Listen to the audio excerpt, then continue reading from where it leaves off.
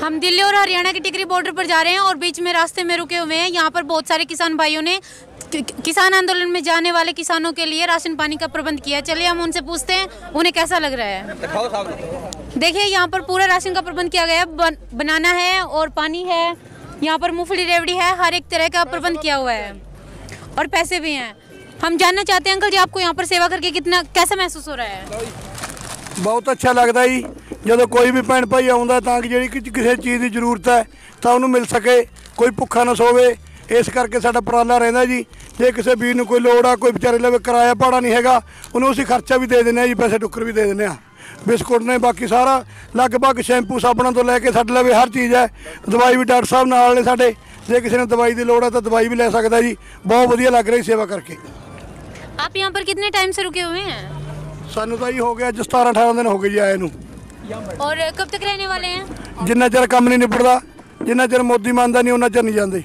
इतनी ठंड में आपको सोने के लिए रहने सहने के लिए कोई दिक्कत नहीं होती? ना जी कोई दिक्कत नहीं, आराम नाल सोने पिछे वधिया कमरे बना रखे ने तरपालों के, आराम नाल सो जाने, कोई दिक्कत नहीं।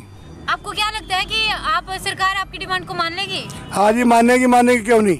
हमें पूरी आस है जी, हमारे आगू साहिबान बैठे हैं आगे, वो कर रहे हैं, सब देख के जैसे उनका ऑर्डर होगा हम वही चीज़ नहीं मानेंगे। ऐसा है मैम, डॉक्टर साहब हरियाणा का। चलिए हम इनसे कुछ जानना चाहते हैं, ये क्या बोल रहे हैं अपने बारे में, ये कुछ बताएंगे। एक हरियाणा के किसान का बच्चा द्वितीय विश्व युद्ध में सेना में था, उसका नाम था पाला।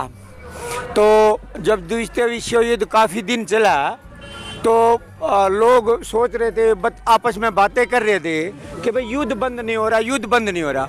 तो एक ताई जी जा रही थी, वो जो बच्चा फौज में था उसकी ही माँ तो जा रही थी, वो कहने लगी भाई युद्ध बंद क्यों ना हो। बोला क्यों, आपने कैसे पता? कहने लगी भाई वहाँ पे हमारा पल्ला जा रहा है। तो वो बुद्धिजीवी कहने लगे भाई आपका पल्ला जा रहा है तो क्या बात है? बोला भाई मैंने सुना है हिटलर भी बहुत जिद्दी है और घाट मारा पाला भी कोई ना, दोनों आमद एक नहीं मर लेगा, इतना युद्ध बंद नहीं हुआ है।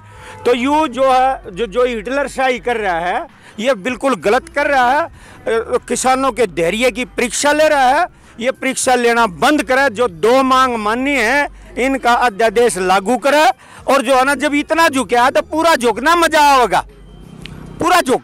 तो किसान बिल हर हाल में लेने पड़ेंगे। आप देखते जाओ दूर की दूर, आपको लगेगा कि किसान किस तरह बैठा हुआ है। हमारे 45 किसान शहीद हो गए, उनकी शहादत बेकार नहीं जाएगी।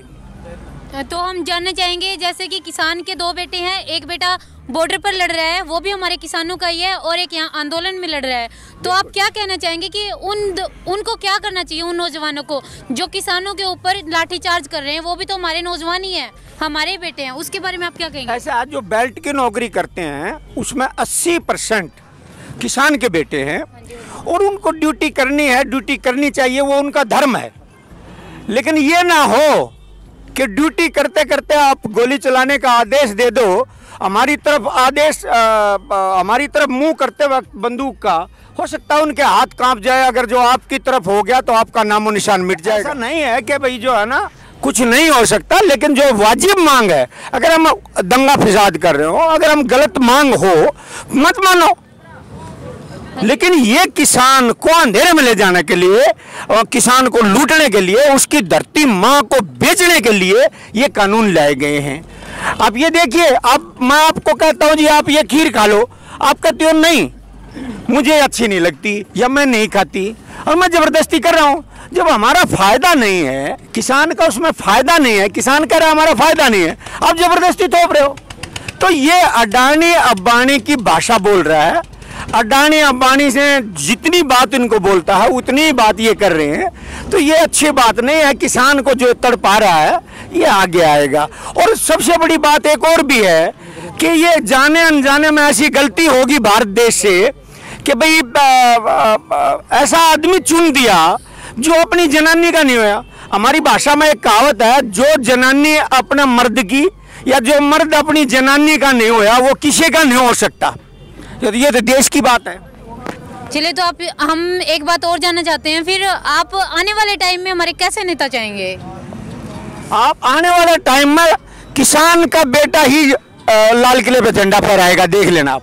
मतलब आप ये चाहते हैं कि किसान का बेटा ही आने वाले टाइम पे हमारे पीएम मोदी की जगह की कुर्सी पे बैठेंगे। बिल्कुल मैडम, जो किसान का जो दर्द जानता। अब आप देखिए, एक किसान के आधा एकड़ फसल है, आधा एकड़ जमीन है, उसने उसमें धान बो लिए और उसकी पराली उसने डोर पे रख दी, गलती से या उसने खुद वो जला दी। आप कहते हैं 1 करोड़ का जुर्माना और 5 साल की कैद होएगी। अरे वो 1 करोड़ दे देगा वो आधा किले वाला? क्या जिसने ये कानून बनाया वो किसान को जानता है या किसानी खेती के बारे में जानता है? मैं कहता हूँ बिल्कुल नहीं, जिसने भी ये कानून बनाया था। चलो आप तो ये कह रहे हैं हमने वापस ले लिया, बहुत अच्छी बात है, लेकिन जब तक ये किसान विरोधी बिल, तीनों बिल जब तक रद्द नहीं होंगे, किसान अपनी जगह से नहीं लेगा। लिखवा के ले लो। मुर्दाबाद मोदी सरकार, मुर्दाबाद मोदी सरकार, मुर्दाबाद मोदी सरकार, मुर्दाबाद। जय जवान जय किसान, जय जवान जय किसान, जय जवान।